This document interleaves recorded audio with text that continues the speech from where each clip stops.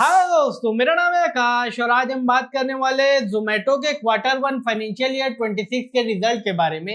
हाल फिलहाल में इस कंपनी का नाम जो है जोमेटो से बदल के इटर्नल कर दिया गया है। ऐसा इसलिए हुआ है क्योंकि इनके प्रमोटर जो है अल्फाबेट से इंस्पायर होकर ये काम कर रहे हैं। क्योंकि अगर हम अल्फाबेट के बारे में बात कर ले तो उसके अंदर गूगल सर्च, एंड्रॉइड और यूट्यूब के बिजनेस आ जाते हैं। ठीक उसी तरीके से इटर्नल पेरेंट के अंदर जो है कई सारी सब्सिडरीज आ जाती है, जैसे कि इनके फूड डिलीवरी वर्टिकल की बात करें जोमेटो। फिर दूसरा यहाँ पर आ जाता है क्विक कॉमर्स प्लेटफॉर्म, जिसको कि हम ब्लिंकिट के नाम से जानते हैं। इसके साथ साथ डिस्ट्रिक्ट जो कि आउटगोइंग का ऐप है, और आ जाता है यहाँ पर हाइपर प्योर का बिजनेस। यहाँ पर हम इस वीडियो में पर्टिकुलर बिजनेस के कंसोलिडेटेड लेवल पे फाइनेंशियल पोजीशन को देखेंगे। फिर इसके साथ साथ जो है अलग अलग बिजनेस को अलग अलग तरीके से डिस्कस करने का कोशिश करेंगे। तो चलिए शुरू करते हैं, लेकिन उससे पहले अगर आप हमारे चैनल में नए तो कृपया करके इसे लाइक, सब्सक्राइब एंड शेयर कर ले। इटर्नल कंपनी जो कि पेरेंट है सारे कंपनियों की, और उसका जो रिवेन्यू अलग अलग वर्टिकल से आ जाता है, जिसको कि हमने ऑलरेडी डिस्कस किया, जो कि इसके अलग अलग बिजनेस है। तो जैसे कि आप लोग देख पा रहे होंगे, जोमेटो से इस कंपनी का 48% के आसपास रिवेन्यू आ जाता है, और ब्लिंकिट क्विक कॉमर्स वर्टिकल से इस कंपनी का जो है 35% रिवेन्यू आ जाता है। जो कि यहाँ पर ये दोनों एरिया से इनका प्रोमिनेंट बिजनेस आता है। और इसी के साथ साथ डिस्ट्रिक्ट की बात करें तो वहां से 10%, और हाइपर प्योर से हम बात करें तो वहां पर 8% बिजनेस आ जाता है। इसके साथ साथ हम इस ग्रुप के फाइनेंशियल पोजीशन और इसके रिवेन्यू ग्रोथ के बारे में बात कर ले तो जैसा कि आप लोग देख पा रहे होंगे, इसका बिजनेस जो है ज्यादातर बिजनेस टू कंज्यूमर है। तो यहाँ पर जो है 52% का CAGR में ग्रोथ हो रहा है, जैसे कि आप लोग इस पर्टिकुलर ग्राफ को देख सकते हैं। हमने एरो करके और सर्कल मार्क करके भी बताया है। इसी के साथ साथ इसके एडजस्टेड रिवेन्यू के बारे में बात कर ले तो वो भी लगभग 59% से ईयर ऑन ईयर बढ़ रहा है, यानी कि ओवरऑल कंपनी जो है ग्रोइंग फेज में है। प्रॉफिटेबिलिटी की तरफ हम चले इस पूरे ग्रुप लेवल पे तो यहाँ पर कि आप लोग देख पा रहे होंगे, फाइनेंशियल ईयर 25 और 23 में यहाँ पर एडजस्टेड इबट्टा लेवल पे घाटा था, और 24 और 25 की बात करें तो पहले 372 करोड़, फिर 1079 करोड़ के आसपास जो है INR करोड़ में ग्रोथ हुई। इसके साथ साथ हम अगर प्रॉफिट आफ्टर टैक्स के लेवल पे बात कर ले तो वो भी फाइनेंशियल ईयर 22-23 में नेगेटिव थी, और 24 और 25 के आते आते धीरे धीरे करके वो भी बढ़ना चालू हो चुका है, जैसे कि आप लोग देख सकते हैं। तो यहाँ पर हमने ग्रुप के लेवल में बात कर लिया कि यहाँ पर कैसे कैसे इसके बिजनेस कंट्रीब्यूट कर रहे हैं, उसी के साथ साथ उसके रिवेन्यू के ग्रोथ और उसकी जो प्रॉफिटेबिलिटी उसके बारे में भी। तो चलिए अब हम इसके बिजनेस को एक एक करके थोड़ा ब्रीफ में डिस्कस कर लेते हैं। तो जैसे कि आप लोग देख पा रहे होंगे, यहाँ पर इसके फूड डिलीवरी बिजनेस के बारे में हम सबसे पहले चर्चा कर रहे हैं। और यहाँ पर आप इस स्लाइड में देख पा रहे होंगे, जोमेटो का जो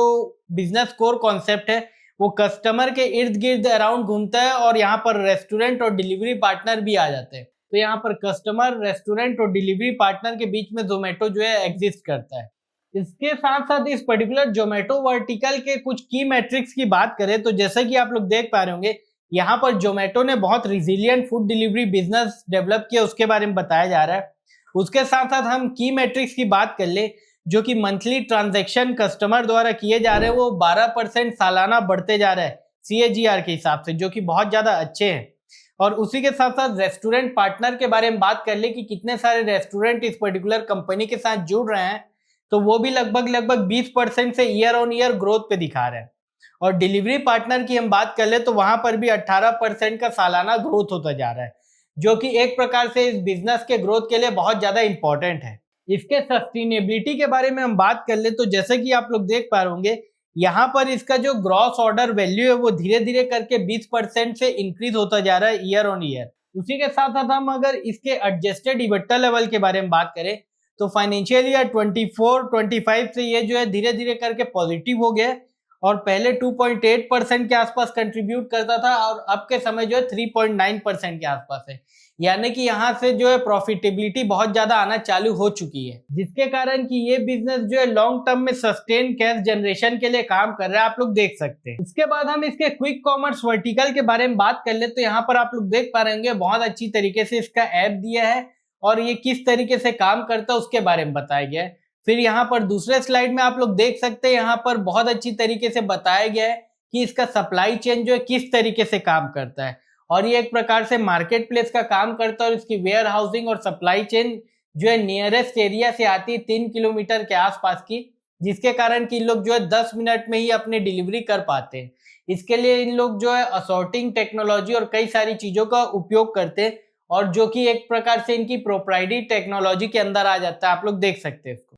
इसके फाइनेंशियल्स की तरफ हम चले तो जैसे कि आप लोग देख पा रहे होंगे, यहाँ पर भी ये बिजनेस जो है बहुत ज्यादा स्केलेबल मोड में काम कर रहा है, और ये कंपनी जो है एग्रेसिवली इस चीजों को एक्सपेंड कर रही है, जिसके कारण कि यहाँ पर भी इसके की मैट्रिक्स के बारे में हम बात करें तो नेट ऑर्डर वैल्यू जो है बढ़ रही है ईयर ऑन ईयर। और फाइनेंशियल ईयर 25 के बारे में बात कर ले तो वहां पर जो 113% का ईयर ऑन ईयर ग्रोथ आया है। और Q1 फाइनेंशियल ईयर 26 के बारे में बात करें, जो कि रिसेंटली डेटा आया, वहां पर 127% से ईयर ऑन ईयर ग्रोथ हो रहा है। इसी के साथ साथ मंथली ट्रांजेक्शन कस्टमर के बारे में बात करें और स्टोर काउंट के बारे में बात करें, क्योंकि ये एक प्रकार से स्टोर के साथ चलता है ये क्विक कॉमर्स का बिजनेस, तो वो सारी चीजें भी जो है धीरे धीरे करके बढ़ती जा रही है बहुत स्पीड से। इसके कंट्रीब्यूशन और इसकी प्रॉफिटेबिलिटी के बारे में बात करें, स्पेशली ब्लिंकिट की,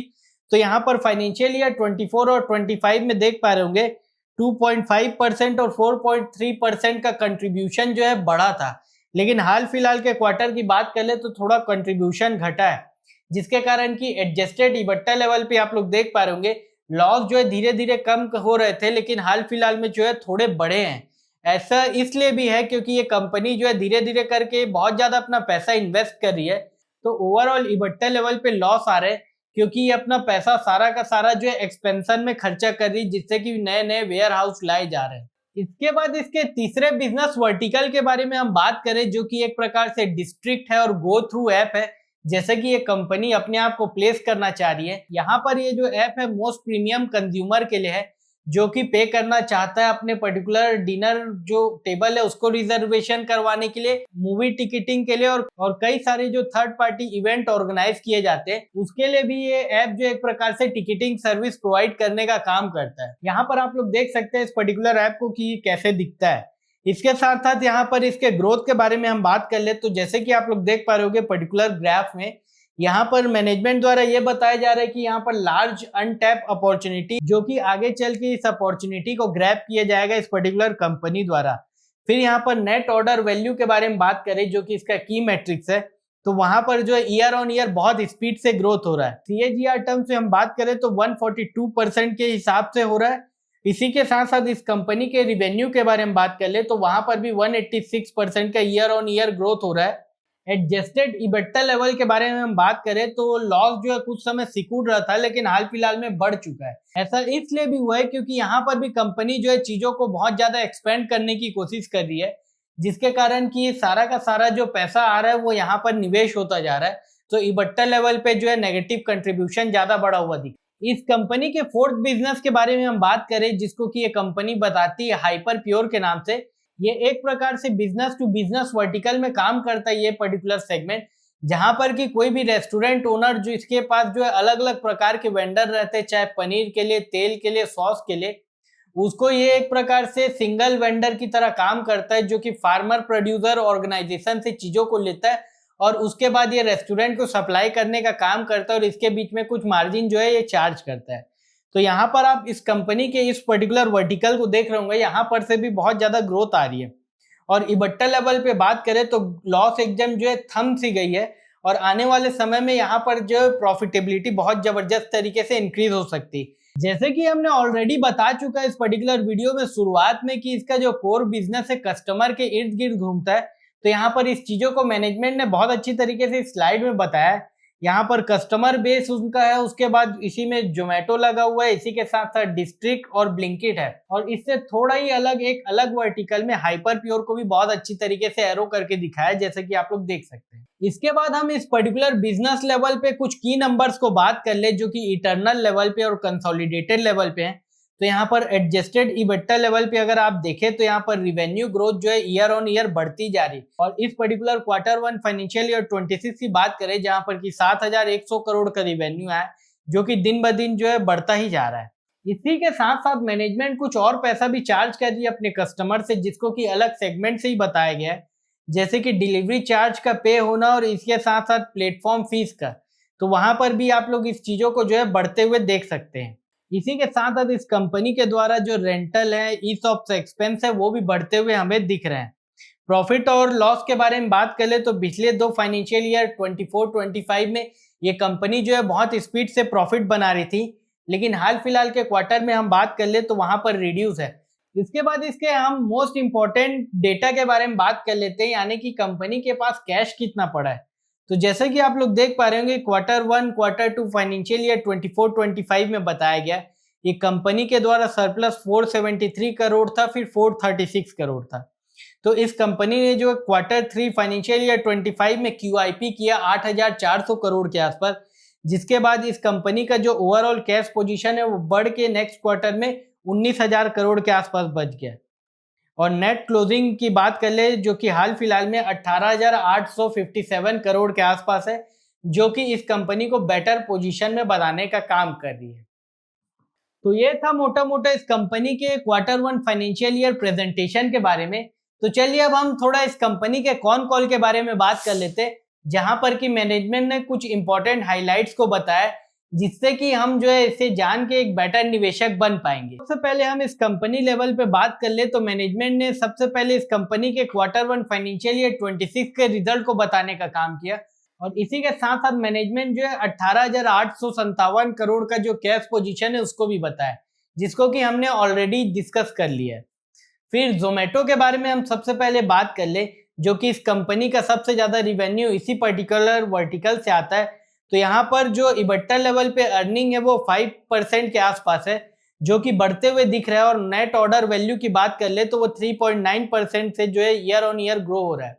जो कि पिछले कुछ क्वार्टरों से कम है। इसके कुछ वजह जिसको कि मैनेजमेंट ने बताया कि Q1 में जो है कई सारे फेस्टिवल आते हैं, और कई जगह जो है भारत में बारिश के कारण जो सड़कें रहती है और इंफ्रास्ट्रक्चर रहता है वो उतना अच्छा नहीं रहता है, और इसी के साथ साथ जो इनके डिलीवरी पार्टनर रहते हैं वो भी ज्यादा अवेलेबल नहीं रहते। तो इसके कारण यहाँ पर सीजनल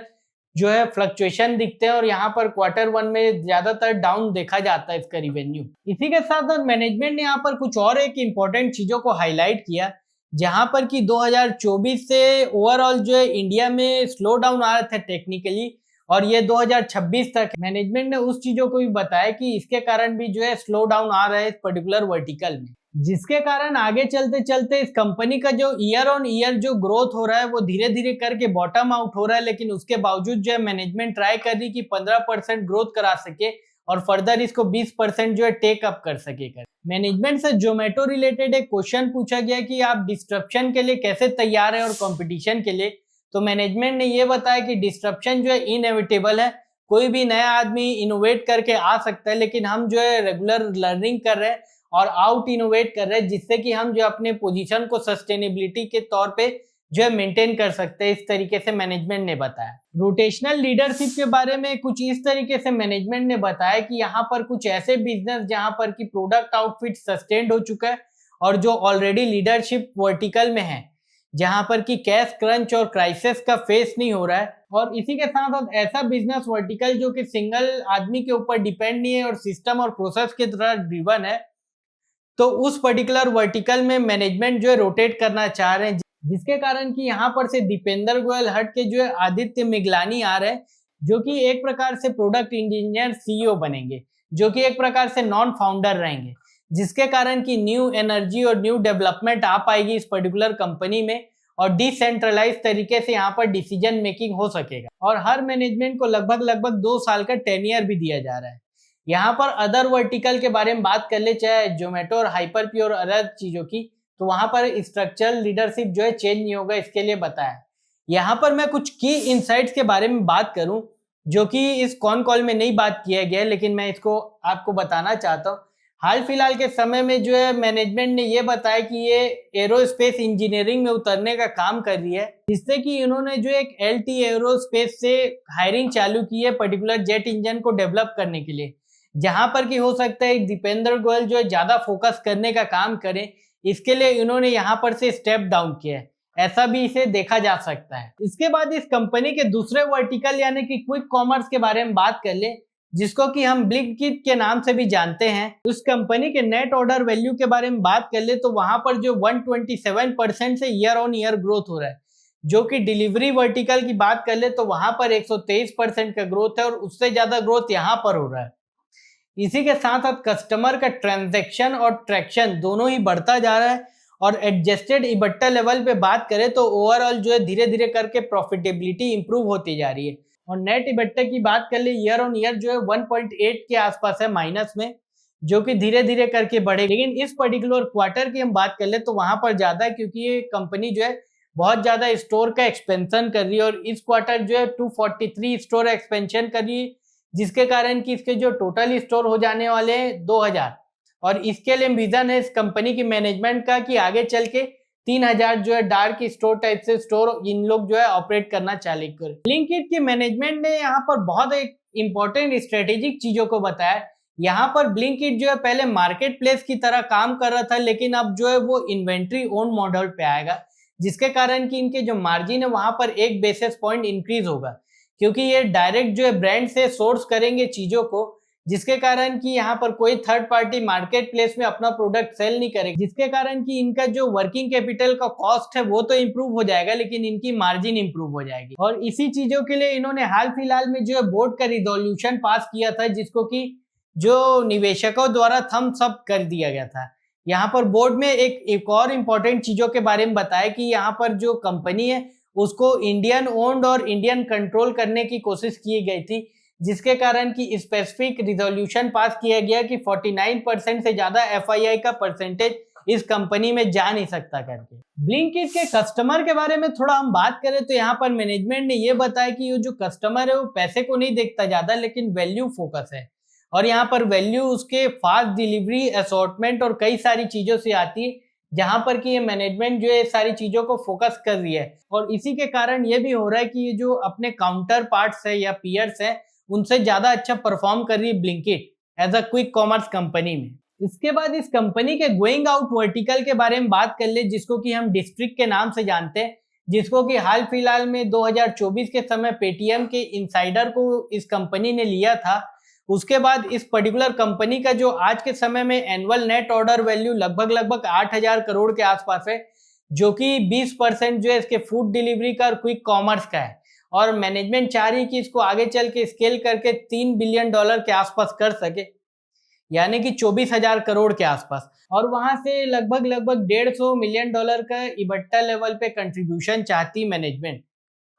इसके साथ साथ इसके हाइपर प्योर के बारे में बात कर ले, जो कि इसका आखिरी डिवीजन है, तो यहाँ पर मैनेजमेंट जो है इसको भी इंक्रीज कर रही है बहुत स्पीड से। और ये जो वर्टिकल है यहाँ पर ऑलरेडी प्रॉफिट आना चालू हो गया, लेकिन अगर हम इबट्टा लेवल के बारे में बात कर ले, जिसको कि हम प्रेजेंटेशन में भी देखें,